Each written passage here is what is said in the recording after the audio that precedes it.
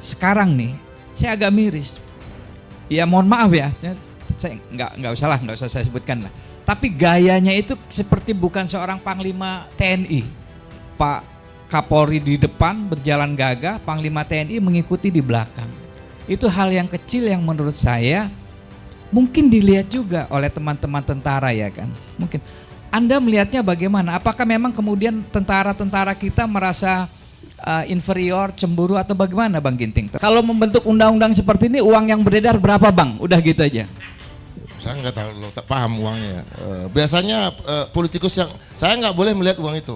Satu-satunya di partai yang nggak boleh melihat uang itu. Kalau ada uang itu, enggak lu keluar.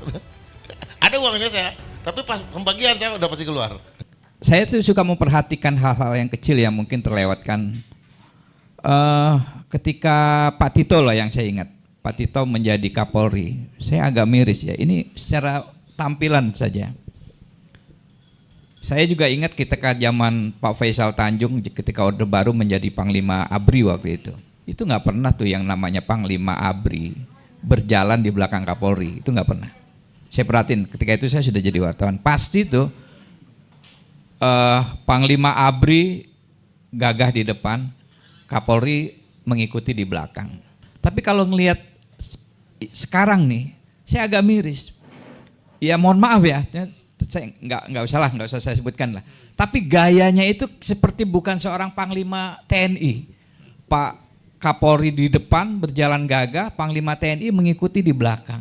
Itu hal yang kecil yang menurut saya mungkin dilihat juga oleh teman-teman tentara ya kan. Mungkin Anda melihatnya bagaimana? Apakah memang kemudian tentara-tentara kita merasa inferior, cemburu atau bagaimana Bang Ginting terhadap polisi? Ya pasti kecemburuan itu tadi. Soal anggaran kan. Panglima TNI dengan Kepala Staf Angkatan bukan pengguna anggaran, bukan pemegang anggaran, hanya kuasa pengguna anggaran. Sementara Kapolri bisa minta langsung dari situ aja, sama-sama gagah misalnya. Tapi yang satu nggak punya duit. Orang akan melihat seperti itu. Nah ini yang terkait dengan masyarakat juga ya. Dia langsung berinteraksi dengan masyarakat. Nah kalau memang dia tidak mau berada di bawah Kementerian Pertahanan Keamanan seperti dulu. Ini Kementerian Pertahanan Keamanan ini adalah pelajaran Presiden Soekarno sejak Indonesia merdeka 1945 sampai dengan 1960 setelah dekret Presiden. Ini dua-duanya harus disatukan. Tidak bisa dipisah.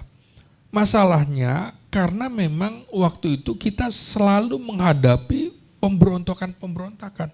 Polisi kita itu lahir berbeda dengan polisi negara-negara barat. Ya kritik saya terhadap teman-teman LSM, selalu fungsi polisi itu dia menarik juga fungsi militer dari kacamata demokrasi barat, demokrasi liberal.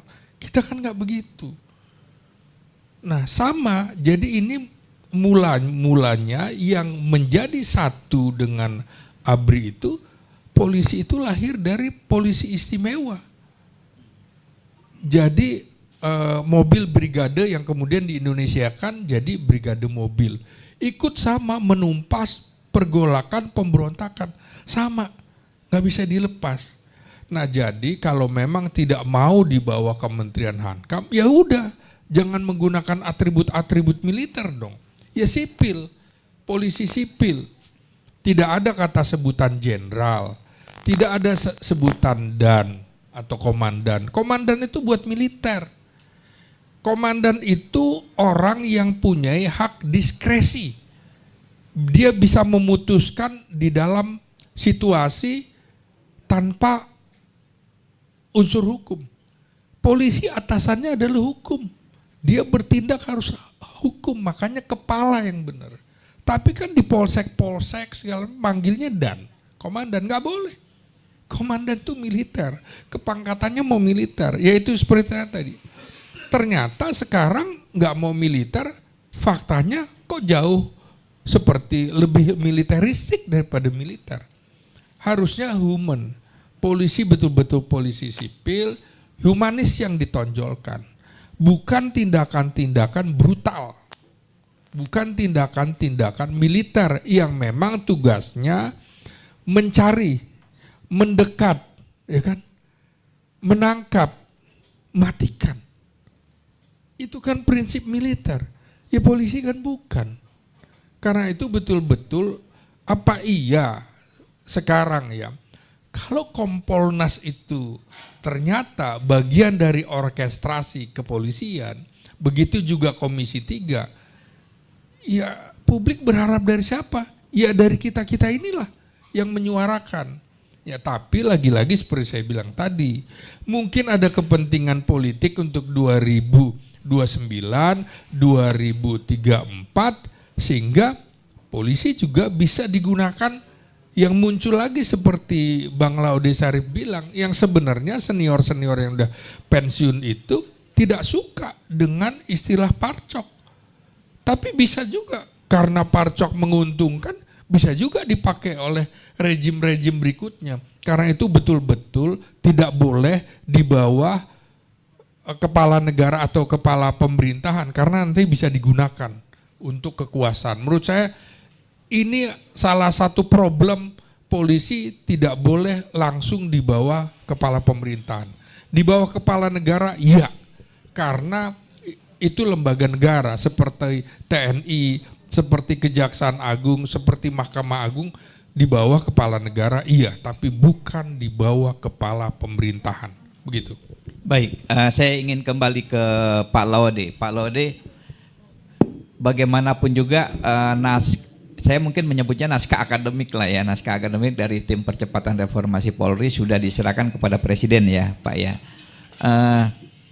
Secara pribadi Pak Laude merasa puas atau merasa ada yang mengganjal atau bagaimana Pak? Iya, kalau dari verbatim yang 3.000 itu kan nggak ada diubah ya. Tetapi yang dari yang 160-an halaman itu memang banyak yang akhirnya kurang tegas. Misalnya tentang korupsi polisi. Misalnya padahal itu tinggi sekali yang dari verbatim itu. Korupsi polisi itu mulai dari pelayanan. Yang sering dikeluhkan yang mulai SIM, STNK tapi kita juga mengakui di laporan itu khusus untuk pelayanan publik ini ada peningkatan yang signifikan. Misalnya untuk SKCK, sekarang itu pakai aplikasi sehingga perpanjangan STNK kita bisa drive thru dan itu maksudnya direcognize sebagai peningkatan. Yang ada misalnya itu korupsi misalnya yang berhubungan dengan narkoba. Itu disebut langsung itu karena banyak jenderal bahkan yang terlibat. Korupsi yang berhubungan dengan pokoknya namanya disebutnya illegal business atau illegal activities. Mau itu tambang ilegal maupun itu judi online dan itu disebut dan itu hampir semua masyarakat. Korupsi bidang pendaftaran mau menjadi anggota polisi. Itu semuanya jelas. Korupsi internal polisi, polisinya sendiri yang harus bayar atasan kalau dia harus naik tingkat sekolah seperti itu. Itu semuanya disebut. Bahasanya menjadi agak masih ada tapi jadi samar-samar, tidak menjadi maksudnya tidak kurang tegas bahasanya. Kalau bahasa yang itu bahkan kita berikan contoh, misalnya korupsi yang berhubungan dengan narkoba, ya Teddy Minahasa misalnya, itu kita jadikan contoh dan kalau yang itu. Namun demikian sebenarnya mengapa dulu saya kurang antusias ketika dipanggil Pak Jimli itu adalah disebabkan oleh pertama, pada zamannya Pak Jokowi saya ditugaskan oleh Menko Polhukam waktu itu Pak Mahfud MD mengkoordinir civil society ini untuk membuat percepatan reformasi hukum. Saya wakil ketua karena ketuanya dari dari Menko Polhukam. Saya lah bikin semuanya, habis itu kita serahkan kepada Presiden Jokowi. Diserahkan waktu itu di Istana Bogor. Pak Presiden mengatakan, terima kasih, saya akan pelajari. Tidak ada itu tindak lanjutnya sampai hari ini. Tapi mungkin karena waktu itu kurang lagi setahun ya Pak Jokowi ya, sehingga tindak lanjutnya dan semua yang diusulkan di dalam tim perbaikan reformasi hukum itu banyak samanya kalau dari unsur polisinya dengan apa yang kita tulis yang masyarakat. Jadi keraguan saya ini setelah diserahkan mau diapain itu barang? Ya kalau misalnya kita sudah pergi kemana-mana, polisi-polisi internal itu terus terang sangat berharap untuk perbaikan, model perbaikan gaji, mereka tidak lagi misalnya kalau diperiksa propam nggak diperas lagi oleh teman-teman polisinya dan seterusnya. Harapannya tinggi banyak termasuk dari internal Polri. Para mantan Kapolri itu terus terang yang kami wawancara itu mereka kan dulu itu sudah ada cetak biru reformasi polisi. Sudah ada. Saya juga ikut terlibat tuh. Karena saya masih di kemitraan, saya gantiin Pak Adrianus Meliala yang polisi, iya. Itu kan Mabes kecil, Polda sedang, Polres kuat. Jadi itu kayak piramida. Sekarang apa yang terjadi? Hampir terbalik gitu. Mabes menjadi lebar sekali, kelebihan jenderal sehingga hampir karena kelebihan jenderal ini akhirnya dicarikanlah menjadi pejabat-pejabat di kementerian dan lembaga yang lain. Wah itu terus terang banyak polisi termasuk Pak Badrodin mengatakan itu. Pak Pastika mantan Kapolda Bali, ini apaan ini? Kenapa sekarang biar mungkin supaya lebih relate karena ada masyarakat.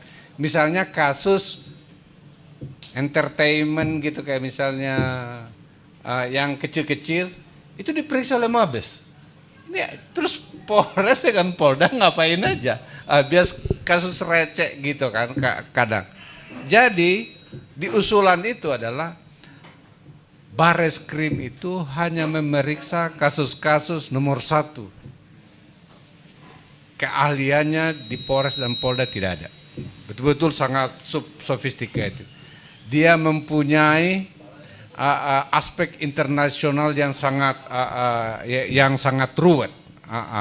Misalnya ada pelarian ke Malaysia, ke Inggris, ke itu, jadi bisa diambil alih oleh itu. Yang ketiga adalah ada sensitivitas politiknya, sehingga diambil. Sekarang, ya tahu aja tuh, orang mau laporin pencemaran nama baik saja, dilapor ke Mabes. Ini apa-apaan seperti itu. Jadi itu, jadi maunya lagi para polisi itu, para mantan Kapolri ini dikembalikanlah itu polisi sesuai dengan cita awal reformasi itu. Dan jangan terlalu banyak jenderal seperti itu. Akhirnya apa? Mengganggu kementerian lembaga yang lain. Dan itu sebenarnya ada waktu itu kan diributkan karena ya memang agak lebih dari 300 lebih itu ada di luar Polri dan mulai dari eselon 2 sampai kan eselon 1. Wah, ini agak maksudnya agak apa itu? Kebablasan ya. Sehingga pada waktu itu di komisi bukan saya dengan Mas Indra ini ada. Maksudnya Pak Jimli. Biar cepat ini kalau itu Presiden keluarkan saja perpu ini supaya rangkap jabatan itu segera. Tapi oleh komisi saya dengar nggak usah karena sudah ada ini draft yang ini. Tapi setelah saya lihat draftnya ini tidak ada yang ini draft yang ini tidak ada yang masuk. Misalnya tentang Kompolnas saja. Kompolnas itu tidak sesuai yang diusulkan, tapi mungkin ini draft yang lama. Oleh karena itu kita berharap bahwa ya kalau kami di Makassar bilang jangan buang-buang ongkos saja nih. Kita sudah kerja capek 3 bulan, mendengarkan masukan dari semua pihak, diserahkan, habis itu tidak dikerjakan. Jadi saya melihat itu ketidakseriusan pemerintah. Dan yang nomor 2, ini Komisi 3 ini ngapain? Iya, saya terus terang agak belum ada rekomendasi Komisi Reformasi. Sudah mereka mengeluarkan banyak hal. Mereka sudah setuju dengan yang itu. Terus nanti apakah mereka ini kan salah satu tugasnya mengawal supaya apa-apa yang diinginkan oleh masyarakat, kalau betul-betul mereka mewakili masyarakat, itu terwujud. Ketika saya bilang masyarakat ini termasuk masyarakat polisi di dalamnya. Karena mereka itu tidak mau lagi, ini banyak sekali dikeluhkan internal polisi. Kenapa kami diberikan tugas di luar tupoksi? Kan aneh itu. Tugas polisi itu kan apa? Menjaga keamanan dan penegakan hukum. Itu aja sebenarnya, tidak ada lain-lain lagi. Iya, keamanan, ketertiban dan penegakan hukum. Itu aja tugasnya. Tapi apa hubungannya misalnya membuat baliho? Apa hubungannya menyalurkan bansos? Apa hubungannya tanam jagung? Dan lain sebagainya. Itu bukan tugas polisi. Tapi ini kita juga harus fair, Pak. Tentara juga nggak boleh kayak gitu, Pak. Tentara juga nggak boleh tanam jagung, nggak boleh apa. Dia angkatan perang Republik Indonesia. Oleh karena itu gerakan nurani bangsa itu kita bilang kepada Pak sebagai kepala negara, ini perlu ada kelanjutan reformasi polisi dan TNI itu. Dikembalikan kepada tupoksinya. Mana ada tentara buka sawah di Amerika, ya kan enggak juga ya seperti itu. Polisi tanam jagung, enggak bisa juga. Enggak boleh kita rangkap-rangkap. Ya ada orang yang bertugas sesuai seperti itu. Jadi, dan ini kelihatannya DPR tidak mengawal itu. Jadi siapa yang harus mengawal? Masyarakat. Kita ini, media, universitas, para ahli agama dan seterusnya. Jadi itulah mengapa ketika saya diminta dengan Mbak Alisa menjadi dengan Pak Lukman Saifuddin mantan Menteri Agama menjadi dinamisator, menjadi pelayan para sesepuh ini, ya kami ikut saja karena mereka ini tidak punya kepentingan ini lagi kan, mereka tidak punya kepentingan politik lagi seperti itu karena mereka ini ingin menyuarakan yang ingin dikehendaki oleh masyarakat. Itu aja. Pak Laude, saya ya sedikit banyak punya kawan-kawan lah. Punya kawan-kawan di kepolisian, di Komisi 3, di pimpinan Komisi 3, di lingkungan itulah. Mungkin saya sedikit menghaluskan kata-kata saya ya. Saya bukan tidak percaya, tapi terus terang saya skeptis. Saya pribadi skeptis bahwa anggota parlemen kita itu satu visi dengan tim Pak Laude dan kawan-kawan. Karena saya tuh tahu lah bahwa mereka itu sehari-hari ya bergaul, tektok-tektokan gitu. Kalau ini ke vice versa lah ya. Kedua pihak saling mutualisme. Anda percaya nggak, pertanyaan saya, bahwa hasil kerja keras Anda dan kawan-kawan, Pak Jimli, Pak Mahfud, dan para mantan Kapolri itu akan menjadi suatu yang dilaksanakan dalam RUU atau dibahas serius untuk masuk dalam poin-poin di RUU Polisian nanti? Kalau saya lihat sikapnya yang sekarang tidak. Kalau ya maksudnya kita nggak usah pakai bahasa lain, tidak gitu. Tetapi Pak Doviri itu dinaikkan pangkatnya menjadi jenderal dan dijadikan penasihat presiden. Salah satu tugasnya itu mengawal reformasi Polri. Jadi seharusnya kalau presiden itu memiliki kemauan benar untuk reform itu, ya seharusnya gerbong politik ini ikut juga. Itu positive thinkingnya. Tapi terus terang setelah saya lihat konferensi pers setelah bertemu presiden itu, kok saya tidak melihat greget itu, padahal kita mau ikut ngetik-ngetik itu karena kita berharap ini adalah sesuatu yang strategis yang akan dikerjakan oleh bangsa ke depan. Dan tapi sayangnya kelihatannya, jadi saya agak pesimis. Jadi bagaimana caranya supaya kita bisa optimis?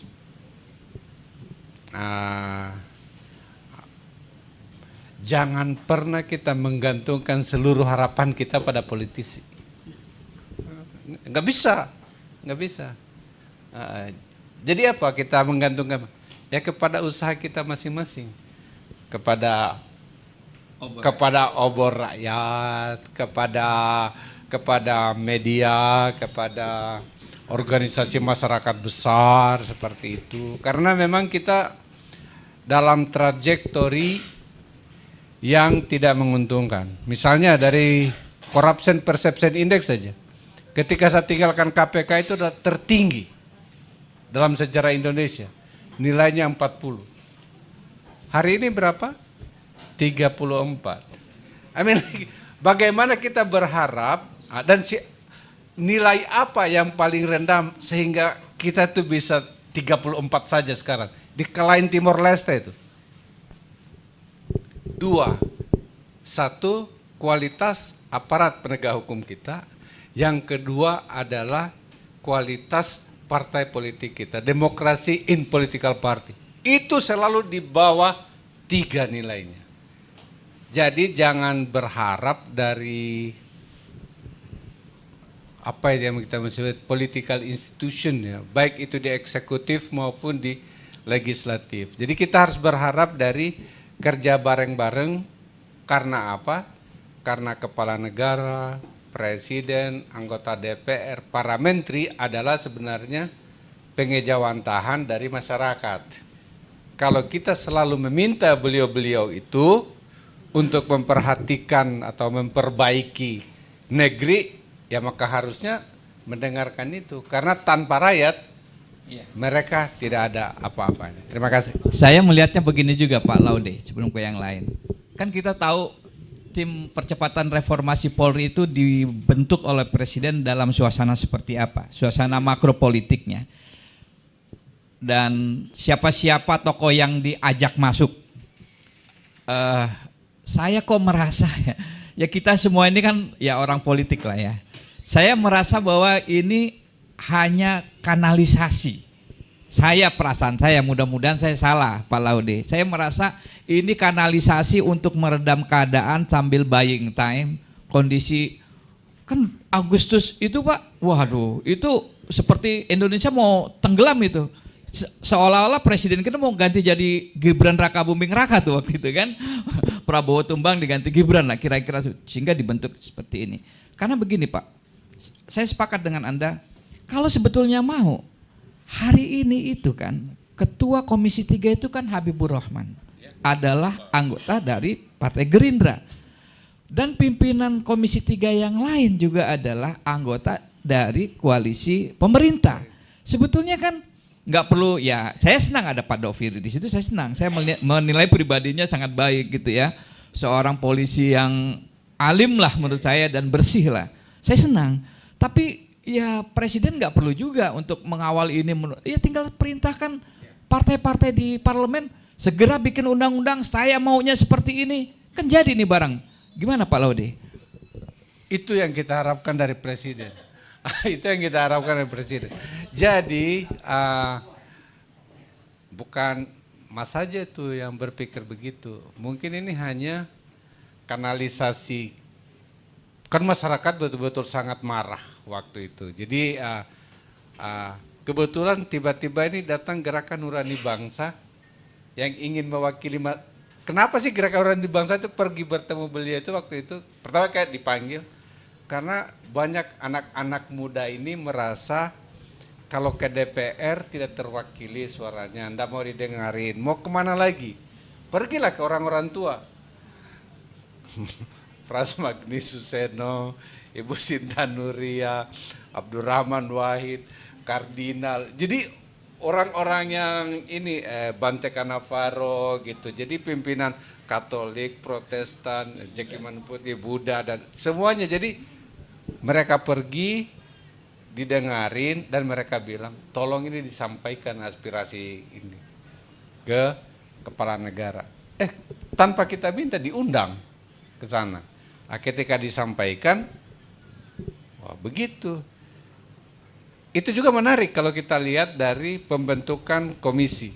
Setelah menunjuk 10 orang tadi, Pak Jimli mengatakan menurut pesan Presiden, tim reformasi Polri ini harus menyelesaikan dalam waktu paling lama 3 bulan. Sehingga Pak Indra dan saya disuruh akhir Januari, awal Februari harus sudah selesai draft. Kerjalah orang, seperti itu. Setelah jadi, saya masih ingat kayaknya versi tanggal 7 Februari. 7 Februari kita serahkan semuanya. Mulai para komisioner ini meminta waktu. Sampai sampai Mei akhirnya kan, Mei ya diterima. Tidak diterima juga. Jadi menurut saya sesuatu yang urgen dulunya ketika dibikin, lama-lama ini kelihatannya ini biasa aja. Ini bagian dari ini jangan sampai sama dengan nasib pekerjaan tim reformasi hukum itu. Diberikan kepada presiden dan Presiden Jokowi bilang saya akan pelajari, sampai hari ini dipelajari. Sampai hari ini dipelajari. Sekarang Komisi Reformasi sudah diberikan kepada presiden. Jangan sampai itu aja dipelajari terus juga, nggak ada. Padahal kalau mau gampang sekali. Karena koalisi di DPR itu mayoritas. Semua yang dikatakan presiden sekarang bisa gampang, bisa gampang. Kalau maksud Punaero, kalau mau. Kalau mau. Jadi kalau diundang lagi oleh Pak Presiden untuk bikin tim ini, tim itu, Pak Laude udah nggak mau nih kelihatannya. Nggak boleh kayak begitu. Jadi selama begini. Menjadi aktivis anti korupsi atau kan saya kan ilmu saya itu 2, lingkungan dengan anti korupsi ya. Terus saya pernah bilang kayaknya saya salah mengambil jurusan yang saya pelajari sekolah gitu kan. Kayaknya nggak ada gunanya. Kerusakan lingkungan ketika saya mulai kuliah dulu sampai sekarang berkurang atau tidak? Enggak berkurang, makin jelek.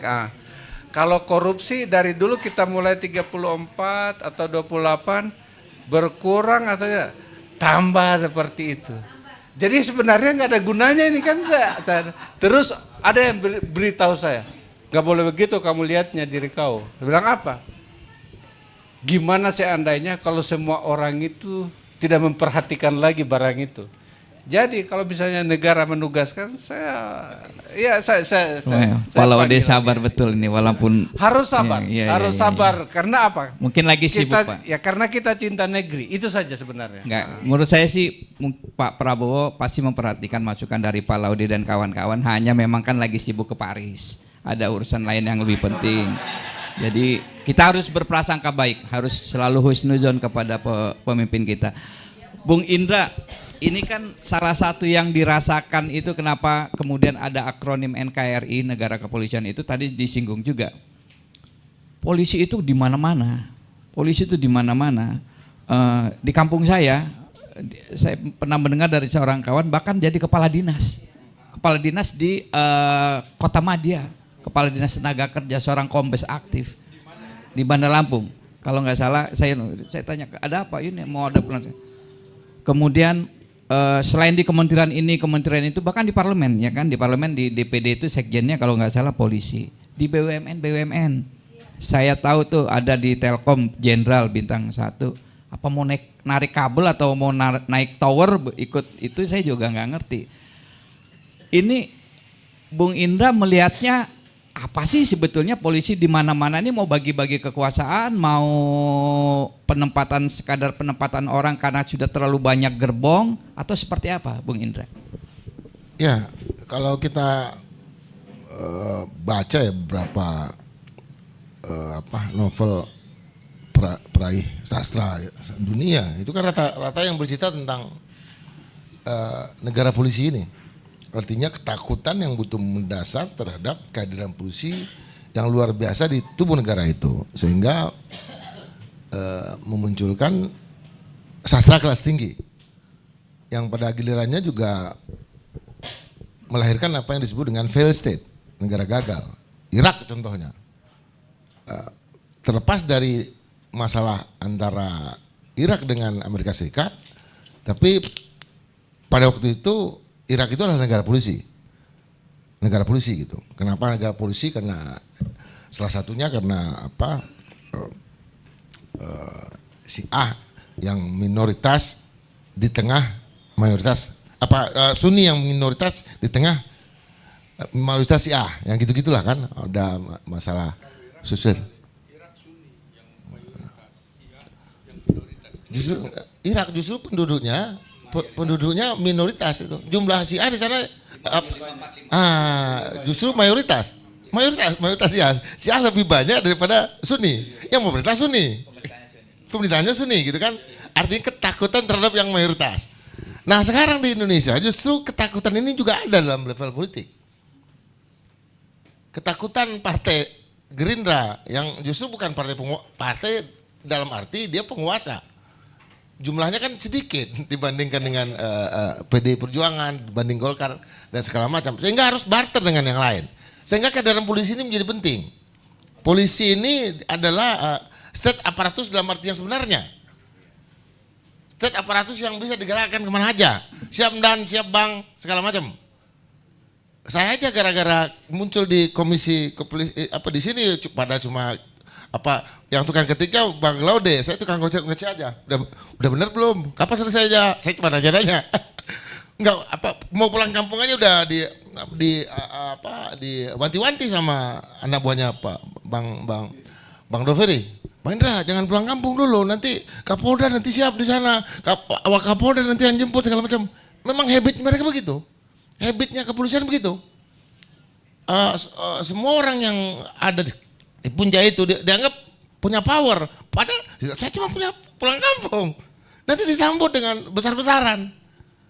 Habit yang menurut saya karena kebutuhan itu tadi, bahwa sebetulnya istilah parcok itu pada dasarnya adalah dia dibutuhkan oleh partai politik yang memang ya tidak mayoritas. Ini masalahnya sistem lagi, ke sistem distrik segala macam. Kalau kita menggunakan sistem distrik, saya kira ini akan hilang. Akan ada partai mayoritas di Indonesia. Tapi masalahnya kan semua ingin ikat mengikat gitu. Sehingga sistem partai kita kan tidak listrik dan keinginan untuk menjadi pemenang lagi dalam pemilu berikutnya itu mau tidak mau, suka tidak suka membutuhkan polisi. Nah, itu dari arti psikologi politik yang muncul di dalam tubuh partai-partai, di tubuh presiden dan lain-lain. Nah, dari segi aturan, regulasi sebetulnya ini yang kita mau dudukkan kembali, bahwa itu harus muncul dalam bentuk undang-undang. Selama ini kan munculnya dalam bentuk perkap ya, peraturan kepolisian, Kapolri ya, dan Perpol. Peraturan Kapolri, peraturan kepolisian, dan bukan dalam bentuk undang-undang. Beda dengan TNI yang muncul dalam undang-undang gitu. Ini yang akan dibatasi. Cuma pas kita melihat RUU yang muncul dari Komisi 3 ini, sakit gigi lagi kita, karena hampir semua area di luar kepolisian itu dianggap bisa menjadi wilayah tugas dari para polisi. Ini kan aneh gitu kan, bahkan jauh lebih luas daripada tentara kan, kemana-mana mereka pergi. Padahal mestinya kehadiran mereka di luar institusi Polri itu adalah yang terkait dengan Kamtipmas tadi, keamanan ketertiban masyarakat. Misalnya dalam otak saya itu, misalnya di Satpol PP, oke lah, kepalanya seorang polisi yang ditugaskan, Kasat Pol PP-nya kan, namanya polisi pamong praja, atau katakanlah yang terkait dengan polisi kehutanan. Bisa jadi karena untuk menghadapi para bandit, para mafia dan segala macam. Bisa juga masuk di pertambangan, tetapi kita harus mengadakan dulu yang disebut dengan polisi illegal mining. Polisi yang bertugas untuk menghadapi illegal fishing, artinya polisi yang menjadi bagian dari infrastrukturnya Kementerian Kelautan dan Perikanan. Polisi yang menjadi bagian dari ekonomi sumber daya mineral misalnya kan. Bolehlah polisi-polisi khusus. Kita kan sebetulnya punya polisi khusus yang tidak diberdayakan dan tidak dimaksimalkan. Kalau ada polisi khusus dan kemudian ada polisi yang ditugaskan di sana, no problem. Tetapi kalau di Sekretariat Jenderal DPR, ya ini kan banyak mereka bukan lulusan mereka nggak belajar ilmu politik, ilmu sosial, mereka nggak belajar sosiologi, mereka nggak belajar jangan-jangan nggak pernah baca buku Miriam Budiarjo. Pas baru masuk mungkin buku itu mereka buang duluan kan. Yang mereka masukkan buku-buku yang nggak penting gitu kan. Jadi menurut saya kehadiran kepolisian ini memang sebetulnya bukan dibutuhkan oleh negara ini, karena akibatnya juga adalah para birokrat kita sekarang jarang menemukan birokrat yang teknokrat.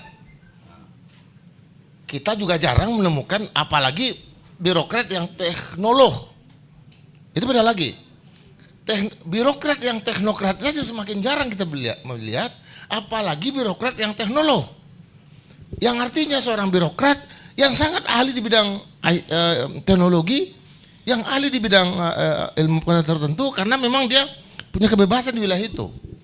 Sekarang jarang sekali kita menemukan birokrat yang seperti itu. Kenapa? Karena dulu seorang birokrat itu berpikir bahwa jabatan tertinggi dia adalah menjadi seorang dirjen, menjadi seorang irjen, sekjen, yang nggak bisa dimasuki oleh yang lain kecuali mereka. Karena dulu pun bahkan wakil menteri pun harus birokrat dulu kan, nggak boleh. Sekarang, kalau akun saya masih aktif tuh, pasti saya ditawarin hampir semua eselon 1 pasti tawarin. Saya dulu masih pegang Vampire RI.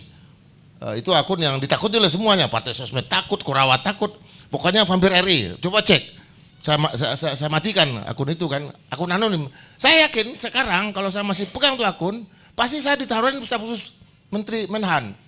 Dan saya yakin saya pasti jadi dirjen di Kementerian A, di Kementerian B, bahkan staf khusus Presiden. Kenapa? Karena sekarang yang menjadi staf khusus Presiden, yang menjadi staf ahli di bidang itu para pemilik akun-akun anonim yang saya lihat. Yang rata-rata kalau ketemu Vampire RI, siap kata dia. Abang harusnya dapat pangkat mayor juga, Bang. Udah dari dulu kan, Iya. udah 6 bintang kita kan, bintang kita 6. Makanya dapat vaksin Nusantara. Nomor 5 dulu yang disuntik sama Pak Terawan kan, karena mereka percaya bahwa memang saya jenderalnya sipil. Untuk itu. Jadi memang ada pengetahuan yang tidak dimiliki oleh polisi, yaitu teknologi. Akhirnya mereka pakai orang lain. Negara juga begitu, bukan ditumbuhkan dari kalangan birokrat.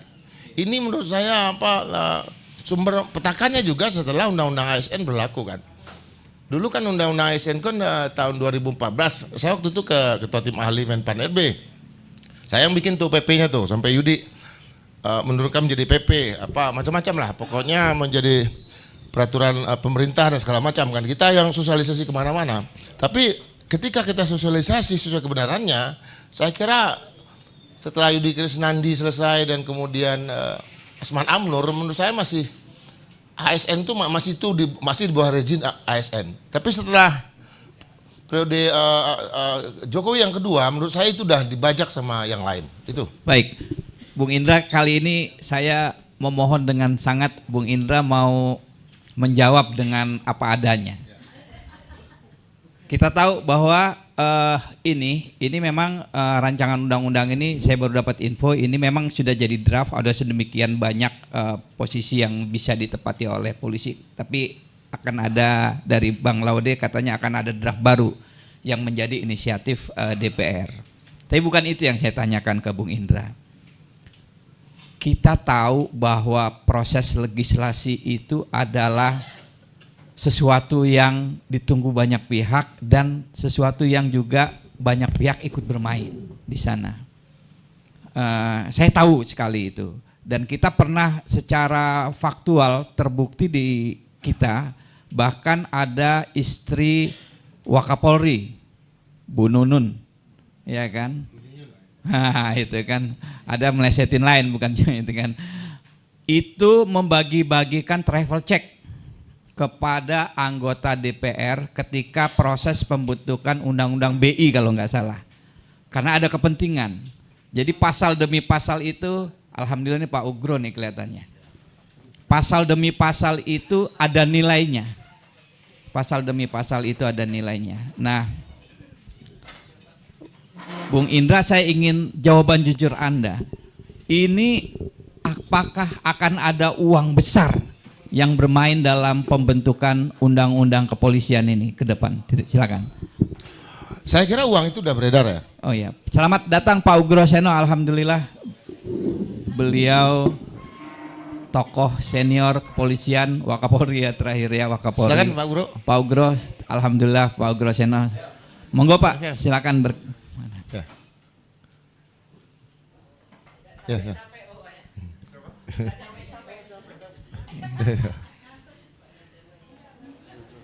Silakan Pak Ugro, monggo Pak. Ya Pak. Ya silakan Bung Indra. Masalah uang saya kira itu sudah beredar ya. Dan tetapi kan sekarang justru kerjanya lebih canggih. Yang kita harus lihat lagi sekarang sebetulnya adalah hampir semua kalau kita lihat di DPR itu ya, teman-teman yang ada di Komisi 3 itu, kemudian itulah yang menjadi cikal bakal dari pimpinan DPR, cikal bakal dari pimpinan partai politik. Itu yang kadang-kadang agak lupa dibaca loh teman-teman. Artinya begini, orang yang masuk di Komisi 3 itu punya karir. Punya karir yang lebih mumpuni ketimbang Komisi 2 misalnya. Untuk menjadi pimpinan DPR kah? Atau untuk menjadi pimpinan partai atau kemudian menjadi menteri. Karena itu seolah-olah menjadi satu-satunya komisi, kan di DPR itu kan cuma ada 2 ya, komisi mata air dan komisi air mata ya. Nah komisi 3 itu adalah komisi mata air dan deras gitu. Karena yang lain jadi air mata. Padahal dulu sebelumnya ketika para profesional masih ada di partai, para birokrat, teknolog masih ada di birokrasi segala macam. Yang dilihat sebagai mata air itu adalah misalnya komisi-komisi yang terkait dengan keuangan, BUMN segala macam. Tetapi ini pun udah ditakutin oleh kalangan yang bermain di Komisi 3 gitu. Makanya Sahroni nggak tahu, mungkin karena dia lolos karena dia main intel-intelan kan. Enggak, sebenarnya kalau undang-undang Anda kan sebagai politikus dari Partai Golkar ya, partai besar. Kalau membentuk undang-undang seperti ini uang yang beredar berapa Bang? Udah gitu aja. Saya nggak tahu, tak paham uangnya. Biasanya politikus yang saya nggak boleh melihat uang itu. Satu-satunya di partai yang nggak boleh melihat uang itu, kalau ada uang itu, enggak lu keluar. Ada uangnya saya, tapi pas pembagian saya udah pasti keluar. Nggak tahu di Partai Golkar kan saya ditempatkan sebagai orang yang nggak boleh lihat yang begituan Bang. Oke, sebab saya ingat nggak lihat. Ya, jangankan Tapi nomor seri uang yang beredar itu, kalau dia uangnya dolar, saya tahu orangnya. Yang bagi-bagi, karena gue catat tuh nomor serinya Bang, saya tahu orangnya. Oh jadi waktu bagi uang itu Dolar kan? Dolar ya? Ya. Itu nomor serinya Udah dicatat. dicatat sama yang bagiin. Ya, nomor serinya urutan berarti. Tukang catatnya saya tahu. Berarti uang baru ini kan? Bukan, kekuatan saya itu. Oke. Kalau ada masalah, ada apa-apa, nomor serinya saya bisa keluarkan. Oh. Lewat yang tukang catat ini. Oke. Itu aja, tapi jumlahnya berapa saya nggak tahu. Oh luar biasa ini. Jadi itu sebabnya ya, memang jadi anggota DPR itu ini juga ya, setiap membentuk, ini kata Bang Indra ya kan gitu. Saya ingin pindah ke Bang Ginting sebelum, alhamdulillah nih senior kita, orang tua kita Pak Ugro sudah bisa hadir, berkenan hadir. Bang Ginting, ini kita sudah diskusi ini rupanya ruwet juga ya masalahnya. Bagaimana ini Bang Ginting Anda melihatnya? Ya, menyambung tadi pernyataan dari Bang Laude Sarif dan juga Bung Indra Piliang, memang kritik substansif yang cukup besar juga adalah soal ekspansi fungsi Polri itu yang dianggap melampaui domain penegakan hukum biasa. Jadi memang kalau kita lihat dari berbagai pembahasan, Polri dinilai semakin masuk ke ruang-ruang sipil dan juga ke ruang-ruang militer. Masuk semuanya tuh. Maka akibatnya muncul pertanyaan, apakah Indonesia sedang membangun civilian law enforcement agency yang profesional atau sedang membangun institusi keamanan superbody. Inilah seperti judul tadi itu, Negara Kepolisian Republik Indonesia. Jadi ketika polisi memiliki kewenangan penyidikan, pengawasan digital, intelijen, pengamanan politik, pengendalian massa, akses senjata, pengaruh teritorial hingga level desa, dan kekuatan anggaran yang di atas militer dan institusi sipil lainnya, maka muncul kekhawatiran itu tadi, terjadi konsentrasi kekuasaan koersif kepada polisi sebagai satu institusi. Inilah sumber, makanya muncul plesetan NKRI sebagai Negara Kepolisian Republik Indonesia dalam tanda petik sesuai dengan tema diskusi ini. Yang ketiga, saya amati ya soal anggaran itu tadi, secara psikologis institusional juga sangat penting harus kita garis bawahi dalam praktek birokrasi saat ini. Birokrasi ada birokrasi sipil, birokrasi kepolisian, dan birokrasi militer. Nah, Kapolri tadi saya udah kemukakan adalah pengguna anggaran langsung ya. Sementara Panglima TNI, Kepala Staf Angkatan hanya sebagai kuasa pengguna anggaran karena struktur TNI berada di bawah Kementerian Pertahanan. Maka secara simbolik maupun praktek ini menciptakan perasaan ketimpangan baik dari lembaga militer maupun lembaga kementerian lain di luar polisi. Jadi betul-betul super body bener. Ini mengingatkan kita pada negara-negara fasis. Kita tidak ingin, kita cinta polisi, tapi kita tidak ingin polisi kita seperti KMPT dulu, Jepang itu, polisi rahasia. Terus polisi rahasia Iran zamannya Shah Reza Pahlavi. Kemudian juga zamannya Hitler. Itu betul-betul polisi rahasia.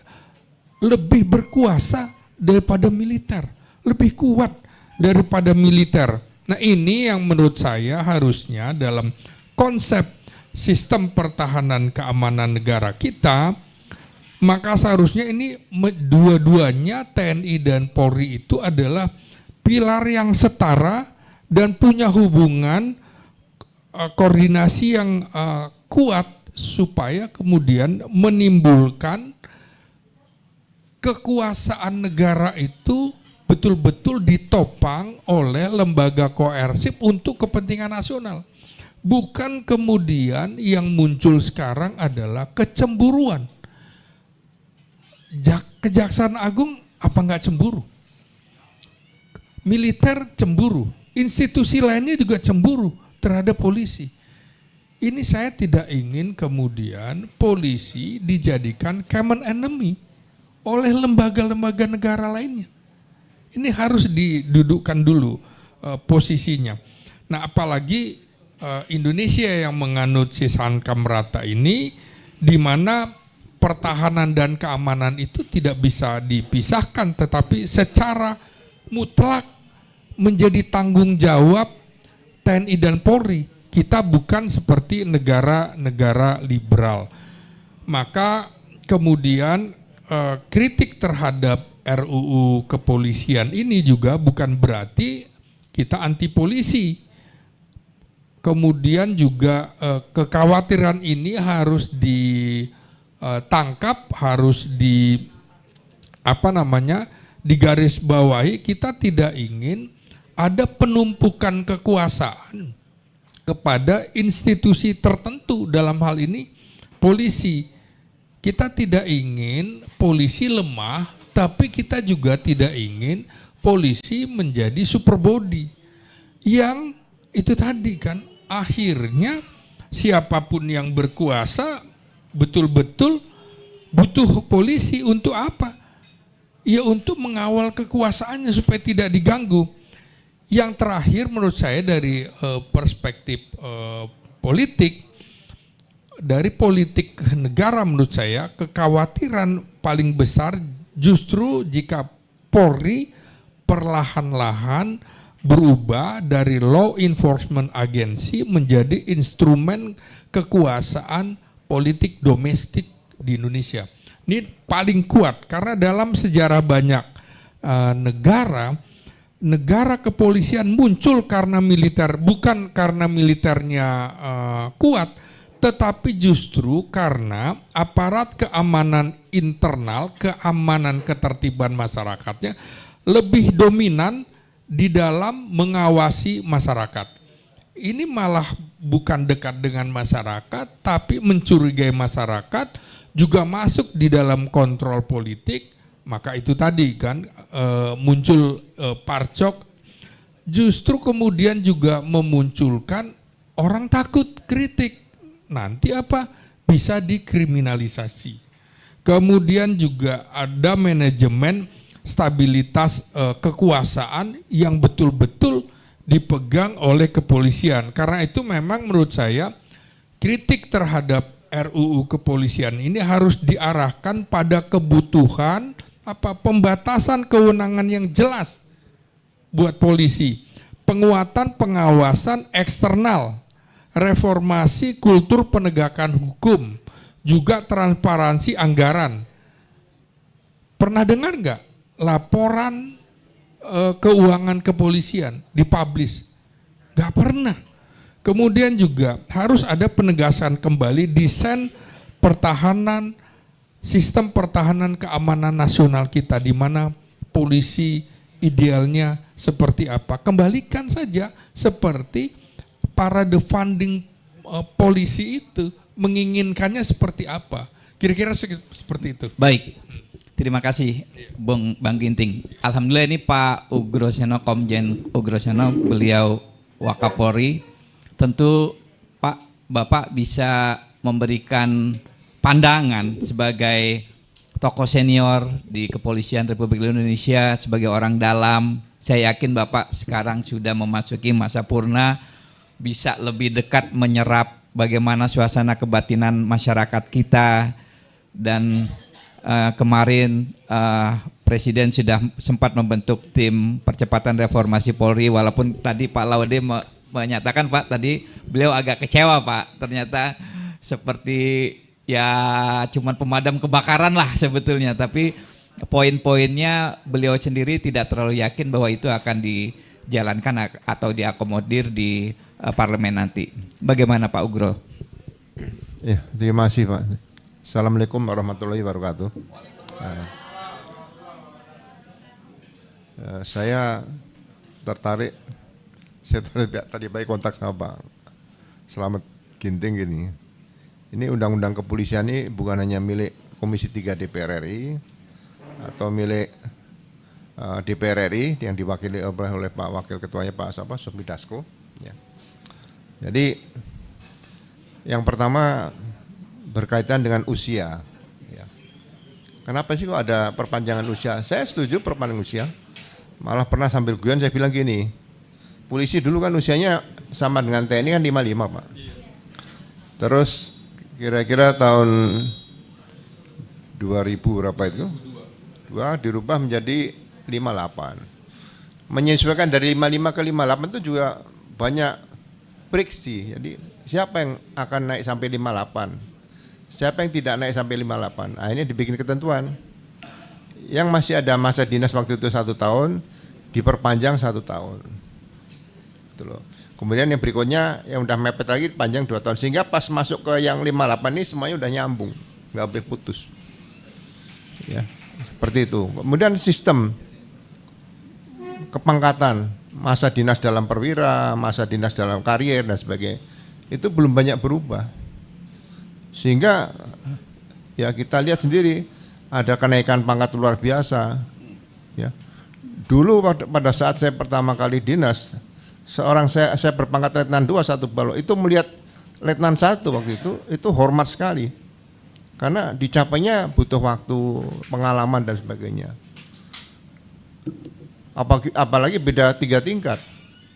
Ya kan? Kapten misalnya gitu. Itu juga jauh sekali kita hormatnya. Kemudian mayor waktu itu, Pak.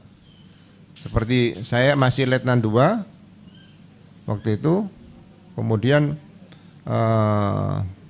Pak Bimantoro waktu itu ya mayor pangkatnya. Itu kita benar-benar segan gitu. Hormat betul. Ya.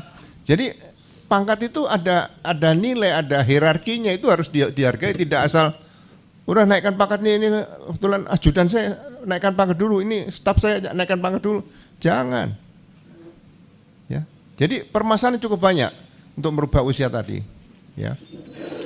Nah kemudian sambil gue saya bilang gini, kenapa sih sekarang 58 tidak dirubah saja 85? Iya, karena yang dikatakan oleh beberapa rekan itu yang dipakai kan otaknya. Ya. Saya tanya sama Pak mantan Hakim MK Mas Arief itu, kan kawan saya SMA, baru pensiun kemarin, usia dengan saya hampir sama 70. Nah kalau mau polisi usianya 70 pensiun. Loh, iya ini kalau kita mau tata ya, saya tanya hakim-hakim agung itu 70, ya kan? Kemudian hakim pengadilan tinggi 67 kalau salah. Kemudian hakim biasa pengadilan 63. Tapi kan nggak pernah patroli, ya kan? Usia-usia segitu kan banyak duduk di ruangan, otaknya digunakan. Nah kalau kita Kapolres, Kapolda, masa mau hanya digunakan otaknya, duduk aja di kursi, ya kan, waktunya makan siang, belnya bunyi alarm, Pak makan siang, Pak rapat lagi, Pak waktunya pulang, waktunya sholat. Kan lebih bagus beli robot kalau gitu kan, ya kan. Nah dengan adanya perubahan ini saya baca di sedikit RU tadi, RU kepolisian, RU ini banyak, mohon maaf lah, tidak diperhitungkan matang-matang. Penyelundupan pasalnya lebih terlihat di situ. Ya kan? Di usia 60, saya sependapat sampai 60. Enggak ada masalah. Ya, karena menyesuaikan dengan pegawai negeri, Pak Sipil. Ya, masih bisa lah, fisik masih mampu 60. Ya. Kemudian kalau misalnya akan diperpanjang, itu jabatan fungsional saja. Jangan struktural. Ya, fungsional banyak. Staf ahli Kapolri ada di situ, senior saya Pak Ito Sumardi sama Pak Arianto tadi. Usianya pasti ya rata-rata 72, 73, ada 74 mungkin, ada yang 75. Ya. Ya, kalau memang sudah usia berapa tadi pensiun 60, ya. Ya perpanjang tiap 2 tahun saja. Masih digunakan sebagai staf ahli. Tapi beliau masih pangkat aktif. Karena kalau udah pensiun masuk Mabes Polri itu ya penghormatannya berkurang. Otaknya masih digunakan, dibutuhkan oleh Polri, tapi penghormatannya berkurang karena udah pensiun. Ya kan? Nah, nanti kalau usia 62 masih dibutuhkan lagi, perpanjang lagi 2 tahun. Kalau di Phoenix, Amerika, Arizona itu, ya, jabatan-jabatan yang di lapangan itu, ya, itu masih bisa diperpanjang 2 kali 2 tahun. Ya. Itu yang struktural. Tapi kita nggak usah mengikuti yang struktural, fungsional saja. Jadi fungsional, misalnya pensiun 60, struktural, fungsional masih aktif, diperpanjang 2 tahun. Masih sehat, butuhan 2 tahun lagi. Masih sehat 2 tahun lagi. Sampai 70 nggak apa-apa. Atau bahkan sampai 80 nggak apa-apa. Kalau otaknya masih bisa dipakai. Iya, seperti itu, jabatan fungsional, Pak. Ya kan? Karena begini, misalnya di Bareskrim, Pak. Di Bareskrim itu ada angkatan di atas saya 5 tahun. Berarti sekarang usia 75.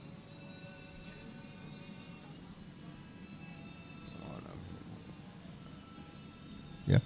Sekarang 75 atau 76 mungkin. Tapi otaknya masih bagus. Nah, kalau yang perwira aktif sudah di struktural, sudah pensiun, dia masih bisa digunakan di jabatan fungsional. Ya misalnya di Bareskrim. Sampai bintang 3 nggak apa-apa. Jabatan fungsional situ. Misalnya sebagai tenaga ahli luar biasa dan berkuasa penuh misalnya gitulah ya. Kan ada duta besar seperti itu ya. Ya ini tenaga ahli luar biasa. Sehingga tim ini, tank-tanknya Kabar Eskrim ini ada bintang 3, bintang 2 nih. Ya kan? Misalnya ada kasus dugaan ijazah palsu, bisa turun. Supervisi. Tidak perlu disupervisi oleh masyarakat seperti sekarang kan gitu. Nah ini tenaga ahli ini benar-benar masih aktif, jabatan fungsional, tapi punya power. Pakaian dinas, ya kan? Masuk kantor polisi semuanya masih hormat senjata, ya kan? Nah ini yang kita butuhkan aturannya seperti itu. Jadi jangan hanya merubah, ya masih diperlukan ini butuh usia 6, Pak Dasko Sumidasi bilang 62, ada yang bilang 63, ya kan? Saya bicara sama Pak Slamet Ginting, Pak, ini yang bicara usia pensiun ini pasti ini titipan politik, saya bilang gitu. Kenapa ada 60? Ada sebutan di sini bintang 1, bintang, ini undang-undang. Kenapa undang-undang mau disebutan bintang 1, bintang 2, bintang 3, bintang 4? Ya. Kalau peraturan pemerintah boleh. Ya kan? Jadi ya saya tahu lah Komisi 3 Pak Habib Rahman kan. Ya. Dikit-dikit beda sama Pak Habib Rahman sebelum Komisi 3 DPR RI. Beda. Saya kenal beliau. Sering di TV sama-sama gitu ya. Beda. Ya. Berani beliau sekarang, berani bicara. Ya. Jadi sekali lagi untuk masalah usia ini saya setuju 60. Tapi 60 itu struktural. Ya. Setelah itu kalau mau fungsional silakan. Tapi mohon maaf kalau misalnya sampai 60 Kapolri nih 60. Kemudian mau fungsional Kapolri mau jadi apa? Mau jadi penasihat ahli Kapolri. Tapi bisa juga dulu Pak Awaludin Jamil pernah Pak jadi ketua penasihat ahli, boleh, pernah terjadi, ya. Jadi jabatan fungsional bisa diemban oleh Kapolri setelah pensiun, ya masih aktif bintang 4 tapi jabatan fungsional ada ketua tim penasihat Kapolri, boleh, ya. Daripada jadi ketua PP Polri, Purnawirawan mendingan jadi penasihat ketua tim penasihat ahli Kapolri, itu lebih gagah menurut saya, gitu ya. Ya, jadi itu tadi usia. Kemudian waktu untuk penyusunan peraturan-peraturan kepolisian atau peraturan Kapolri dengan masalah pangkat, jabatan, kemudian juga masa dinas ini perlu diberikan waktu paling tidak 3 tahun. Jadi misalnya gini, undang-undang diputuskan seperti undang-undang hukum pidana. Itu di pasal 264 KUHP disebutkan undang-undang ini diberlakukan setelah 3 tahun setelah undang-undang tersebut diundangkan. Ada masa transisi di situ, ya. Jadi tidak otomatis berlaku. Ya. Ini harus ditambahkan nanti kalau undang-undang kepolisian disetujui di pasal terakhir sebutkan undang-undang kepolisian ini berlaku 3 tahun setelah undang-undang kepolisian ini diundangkan. Ya. Ya, kemudian di sini yang pasal tentang apa? Tentang masa tugas. Di situ sebutkan ada bintang 1, bintang 2, bintang 3, bintang 4. Semuanya 60, 60, 60. Ya. Kemudian bintang 4 ada bisa sampai mencapai 63 sesuai kebutuhan presiden. kok presiden pakai kata-kata kebutuhan, kalau presiden nggak butuh? Emang butuh apa sih presiden itu gitu? Saya dalam hati, dalam undang-undang kok ada kata kebutuhan. Kebutuhan itu kebutuhan negara, bukan presiden. Nah kita tanya presiden sebagai kepala pemerintah atau kepala negara di sini, cabang ini. Gitu loh. Tapi sebagai kepala negara, presiden nggak membutuhkan apa-apa. Presiden hanya sebagai pimpinan seluruh, ya, sebagai kepala pemerintah tanggung jawabnya kepada kepala negara. Kita kan ada dua kan Pak, kepala negara, kepala pemerintah. Ya. Nah di situ. Jadi bagi saya undang-undang ini perlu dibicarakan matang ya. Jadi jangan sampai terjadi. Silakan terjadi. Paling tidak kita sudah pernah bicara tentang masalah usia ini. Ya. Jadi kalau mohon maaf sekali lagi jabatan fungsional ini kalau diperbanyak, ya. Contoh di Propam ini, di Propam aja. Saya pernah katakan di Propam itu pangkat paling rendah Pak itu AKBP harusnya Pak. Mayor tidak boleh. AKP nggak boleh. Kenapa AKBP? Dia pernah bertugas jadi Kapolres. Dia sudah sekolah. Dia tinggal pemantapan lagi di situ, habis itu promosi. Dan dia nanti keluar dari Propam itu setelah bintang 2. Nah, jabatan fungsional di Propam ini diperbanyak. Misalnya begini, sebagai seperti apa ya? Kalau ada sidang kode etik itu beliau yang memimpin sidang lah, pimpinan sidang. Itu dibutuhkan bintang 2 yang fungsional di situ. Nah, perwira tinggi Propam yang sudah berbintang 2, ya, dia nanti setelah itu dipromosikan jadi Kapolda. Gitu loh. Jadi jangan sampai dia baru AKBP naik kombes langsung mutasi. Nanti ada benturan dengan atasnya yang pernah dia periksa. Ini kan kasihan nanti. Ya. Kenapa ke depan nanti saya katakan seperti ini, polisi selain memerlukan Dewan Kode Etik, juga perlu Dewan Kehormatan Perwira atau Dewan Kehormatan Polri. Saya lebih cenderung Dewan Kehormatan Perwira. Jadi kalau dugaan perwira yang melanggar etika cukup berat, itu tidak perlu melalui kode etik, tapi langsung Dewan Kehormatan Perwira.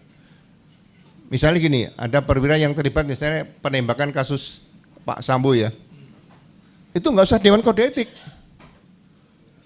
diperiksa oleh tim Dewan Kehormatan ini, itu terdiri dari ada unsur Polri, Kompolnas, kemudian dari tokoh-tokoh lah, ada akademisi semua, misalnya Pak Slamet Ginting, boleh. Ini ad hoc. Ini yang menentukan seseorang itu masih layak atau tidak layak menjadi anggota Polri. Kalau dinyatakan masih layak, lanjut. Tapi kalau tidak layak, langsung PTDH. Dan kalau dia melakukan perbuatan pidana, langsung mengikuti proses pidana. Tidak perlu lagi nanti Dewan Kode Etik di PTDH, banding dirubah jadi demosi dan sebagainya. Kalau sidang kode etik pakai banding, ya sulit kita, kapan ada kepastiannya. Ya. Tapi sidang kode etik itu jangan sampai PTDH, dia hanya memutuskan tertinggi tidak layak. Nah, jabatan fungsional para perwira-perwira masih aktif tadi yang menjadi katakanlah anggota Dewan Kehormatan tadi, itu bintang 2 semua yang ada. Makanya Kadipropam itu harusnya bintang 3 Pak di situ, sama dengan Irwasum. Kenapa saya katakan bintang 3? Kalau suatu saat ada pelanggaran etika oleh Kapolri, siapapun Kapolri loh. Nah, disinilah peran Kompolnas. Kompolnas jangan seperti Kompolnas sekarang ini, seperti jadi juru bicara. Kompolnas punya peran aktif yang dikatakan oleh tim reformasi Pak ya, perkuat. Nah, dia bisa menerima laporan masyarakat dan laporan anggota. Misalnya ada seorang anggota, dia dikriminalisasi oleh atasannya, atau dia tidak suka melaksanakan perintah atasan. Dia bisa melaporkan kemana? Kalau tidak dia melaporkan kepada atasannya, dihukum dia, dicari-cari kesalahan. Nah, dia bisa melaporkan pada Kompolnas, dan Kompolnas menjaga, memberikan perlindungan saksi pelapor itu. Nah, baru diperiksa. Nah, perwira-perwira yang salah tadi, atau kata perwira menengah atau perwira tinggi yang salah tadi, yang diduga melanggar etika, kepemimpinan, manajerial dan sebagainya, itu diperiksa itu Dewan Kehormatan Perwira tadi. Baik Pak Ugro, saya kalau mendengar Pak Ugro bilang Dewan Kehormatan Perwira ini malah ini apa? Nanti alumnus dari yang terperiksa dari DKP jadi presiden Pak nanti bisa ya kan. Ya kan, jadi jangan khawatir juga kalau diperiksa jadi Dewan Kepentingan jadi presiden nanti kalau kan gitu. Begini Pak Ugro, tadi Pak Laude menyebut ada di polisi di seluruh dunia, Pak Ugro, ada dua hal yang biasanya menjadi concern. Yang pertama soal corruption, yang kedua soal brutality. Nah, Pak Ugro sebagai ordal atau bekas ordal itu memang itu yang terjadi atau bagaimana sih Pak? Kalau brutality ya kelihatan kemarin juga ada banyak lah contoh kasus di masyarakat, corruption juga, itu bagaimana sih Pak yang terjadi sebetulnya? Ya, saya melihat begini Mas, ini harus ada perubahan mendasar tentang pendidikan. Anggota masyarakat yang masuk anggota Polri itu rata-rata adalah, bukan semuanya lah, itu pernah mengikuti pendidikan menengah. Berarti levelnya sudah SMA atau SMK. Jadi setelah pendidikan menengah ini kan dia akan melanjutkan pendidikan tinggi. Ya kan? Nah, sekarang kita tanya, SPN Sekolah Polisi Negara ini pendidikan apa? Pendidikan menengah atau pendidikan tinggi? Kan hanya 7 bulan. Ya kalau dibilang kursus nanti orang marah. Ya. Ya. Saya dulu pernah menyusun ini waktu saya masih kepala lembaga pendidikan Pak. Tahun 2011 di Akademi Kepolisian saya bicarakan ini. Bagaimana ke depan ini pendidikan ini? Nah, saya katakan sekolah brigadir itu adalah pendidikan tinggi, makanya sebutannya bukan siswa SPN, mahasiswa. Jadi memerlukan waktu berapa lama? Minimal 3 tahun. Dia belajar ilmu hukum dasar, pengantar, belajar tentang buku ke-1 KUHP, belajar tentang etika, belajar profesi, bicara moral, kalau pelajaran budi pekerti. Kemudian sudah ada aturan-aturan, dia harus lulus masalah kepropaman. Dia mendalami tentang apa yang tidak boleh dan boleh dilakukan oleh seorang anggota Polri. 3 tahun, brigadir loh ya. Nah setelah 3 tahun, dia mendapat gelar apa? D3 Pak. Nah setelah D3, bagaimana kelanjutannya? Nah ini saya baru melemparkan sedikit kemarin. Udah pada ribut, itu Pak Ugro kenapa sih kok bilang SPN jadi akpol? Nah, Undang-undang Sisdiknas itu akademi itu 3 tahun. Tapi kalau sekolah tinggi itu 4 tahun. Kalau nggak salah betul Pak. Sarjana terapan, STR. Vokasi. Ya kan? Jadi sekarang apakah akpol termasuk akpil, saya mohon maaf loh, akan mengambil 3 tahun nih. Ya kan? Turun 3 tahun nih. Jangan diakal-akali, nanti tambah setahun lagi untuk pendidikan. Jangan, resmi. Nah saya katakan, Akpol di Semarang itu menjadi sekolah tinggi ilmu kepolisian Pak. Nah kalau sekolah tinggi ilmu kepolisian tadi di Akpol menjadi STK, kemudian STK yang sekarang ada di Tirtayasa itu jadi apa? Nah ternyata sekarang sudah mau berubah jadi Universitas Kepolisian, betul. Iya. Ya kan? Tapi nanti yang akpol sekarang ini perubahan apa ya? Perubahan psikologis. Oh, saya lulusan akpol nih. Masa mau diganti sekolah tinggi ilmu kepolisian? Kayak rasanya kedon. Loh. Sekolah pertanahan dulu ada Akademi Pertanahan Jogja. Sekarang ada sekolah tinggi ilmu pertanahan. Sekolah tinggi ilmu imigrasi, semua STK. Malah di Solo tuh ada sekolah tinggi ilmu fisioterapi. Ada itu. Ya. Nah, ini harus dirubah. Jadi bukan mengecilkan. Kalau apakah STK misalnya Akpol nanti dirubah STK, apakah nanti masih main drumin? Oh, silakan. Kalau memang masih mampu untuk main drumin, silakan. Masa mudanya di situ dia. Ya kan? Jangan dihilangkan. Tapi 4 tahun itu namanya sekolah tinggi. Nah, Akademi Kepolisian ini nanti dibangun di mana? Ya, ini kan ada pendidikan brigadir, Pak. Harus 3 tahun, nggak bisa 7 bulan. Nah 3 tahun nanti polisi akademi ada di masing-masing provinsi. Ya. Jadi perubahan ini membutuhkan apa ya? Keikhlasan gitu loh, ya.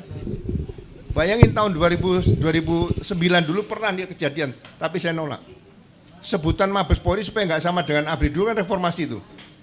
Oh kita jangan berbau-bau militer. Mabes Polri jangan sampai Mabes ABRI, Mabes TNI gitu kan. Mabesnya mau dibuang, mau diganti kantor pusat. Saya angkat tangan.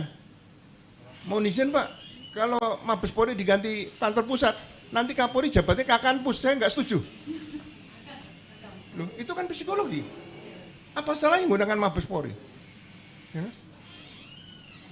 Ya sama, saya waktu KLMD ngajar di Sesko TNI Pak. Perwira TNI nanya, mohon izin Jenderal, kenapa Polri sudah reformasi masih menggunakan cara-cara tradisi TNI? Misalnya gitu. Loh, apakah dilarang seperti itu? Bayangin kalau misalnya upacara pemakaman ada tata upacara militer, tata upacara polisi. Penghormatan terakhir kepada jenazah pada arwah itu, jenazah itu setelah dimasukkan yang lahat, kan biasanya pendampingnya darat, laut, udara, polisi itu Pak. Nah kalau upacara militer hormatnya tetap begini, tapi kalau nanti ada tata upacara polisi tentang pemakaman, polisi hormatnya begini, supaya beda. Nah apa jenazahnya nggak ketawa nih? Duh gimana beda ya? Saya katakan seperti itu, nah, semuanya tertawa. Akhirnya ya udahlah, yang udah baik jangan dirubah-rubah gitu aja. Ya. Nah itu tadi saya kembali lagi ke masalah pendidikan. Jadi kalau misalnya ada kejadian-kejadian, basicnya adalah pendidikan. Mudahkan untuk mendapatkan pendidikan, ya kan? Nah, setelah pendidikan tadi dilaksanakan di, mohon maaf kalau akademi kepolisian di SPN, alumni polisi akademi yang brigadir tadi, Bintara tadi Pak, dia masuk umur 18, keluar umur 21, D3. Yang mengampu perkuliahan dia adalah Universitas Kepolisian, Pak. Jadi ada induknya. Nah, setelah 14 tahun bertugas, dia pangkatnya brigadir. Bengkok kuning 4 itu, Pak. Itu kurang lebih 14 atau 15 tahun, ya kan? Dia langsung ikut program S1 di Universitas Kepolisian, tapi jarak jauh. Tidak perlu hadir, online. Nah, setelah dia S1 di situ 2 tahun, Pak. Otomatis dia lulus dari Universitas Kepolisian, pangkatnya berubah menjadi perwira dan sudah S1. Tidak perlu lagi sekolah inspektur kepolisian di inspektur polisi di Sukabumi. Itu online loh. Iya, baik. Nah, seperti itu. Jadi ini memang butuh pemikiran apa? Baik. Perubahan polisi ini ya mungkin ada Pak Laudi di sistem reformasi kemarin ya. Saya sebenarnya juga pengen banyak memberikan masukan, tapi kan mungkin nggak sempat di situ. Nggak apa-apa. Ini Pak, tapi mumpung Pak Ugro di sini dan kita akan membentuk undang-undang yang baru. Selain soal umur, masukan dari Pak Ugro apa sih Pak yang krusial Pak? Monggo Pak, silakan Pak. Ya, tadi masalah pengawasan tadi kan sudah saya sebutkan ya, program tadi ya. Nah, sekarang masalah tugas-tugas Pak. Kalau jabatan fungsional bisa diperbanyak di polisi, saya baca di RUU ini ada penugasan-penugasan di beberapa apa, lembaga negara atau kementerian tadi ya. Sebetulnya kita ini kan ada badan administrasi kepegawaian negara atau badan kepegawaian negara ya, kayak ini ya.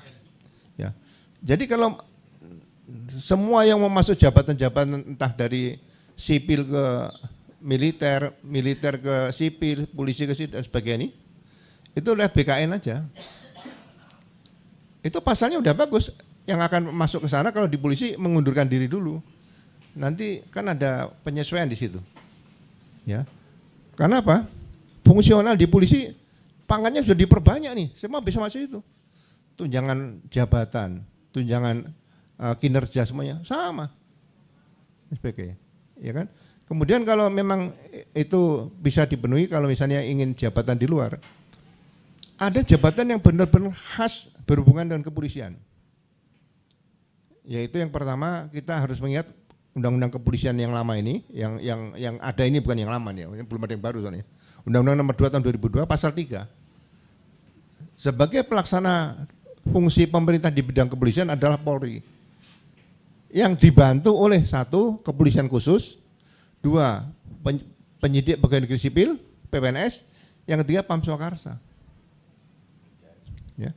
Kalau PPNS ini dikembangkan di seluruh kementerian yang ada penegakan hukum, seperti BPN.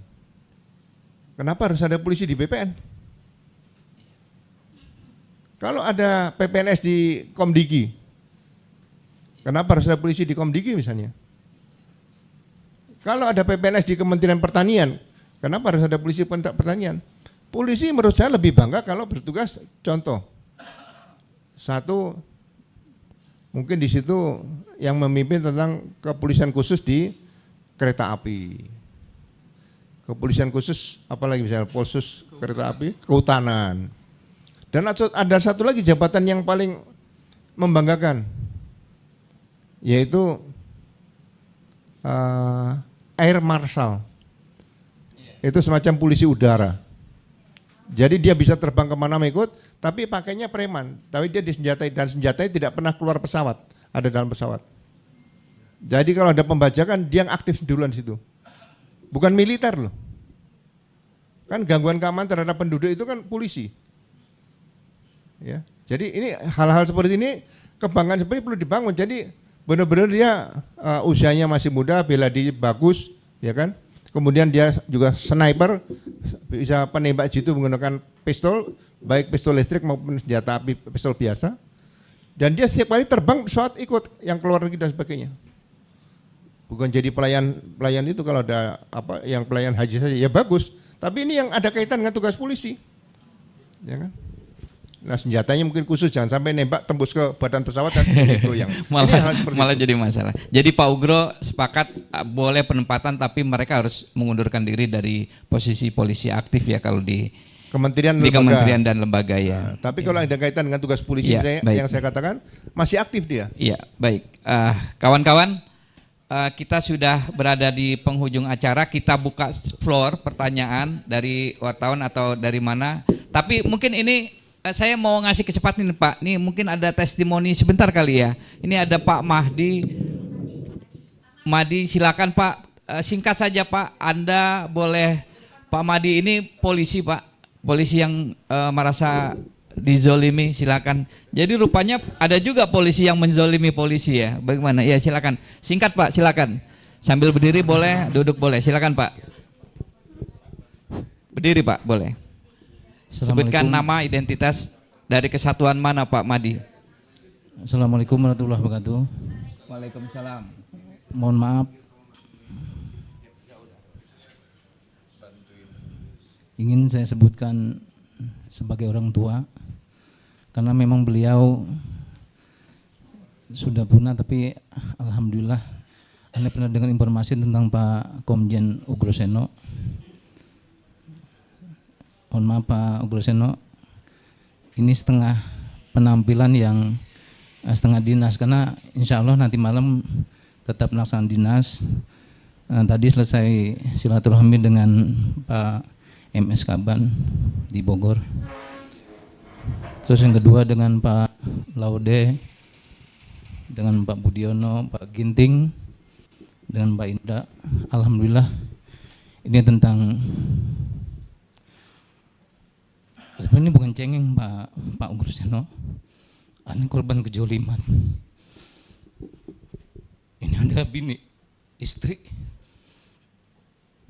2023 lalu aneh kena viral masalah tanah. Memang pendidikan aneh rendah, dibilang tamtama, tapi berharga karena aneh polisi murni, super murni, dan tanpa biaya sedikit pun.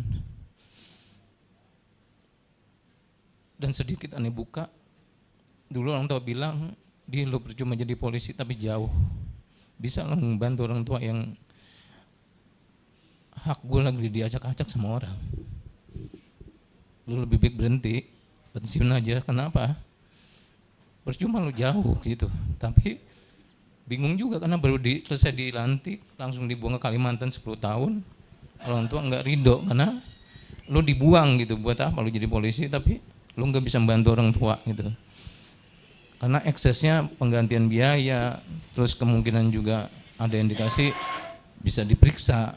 Nggak masalah kejolimannya apa Pak? Bisa Terus secara singkat kejolimannya tentang hak orang tua yang kurang lebih berdasarkan kita udah perhitungan itu 6.600-an meter yang diserobot. Terus Nyak lapor ke Polda Metro Jaya, belum diperiksa semua ahli waris, belum selesai. Aneh ditelepon sama oknum penyidik.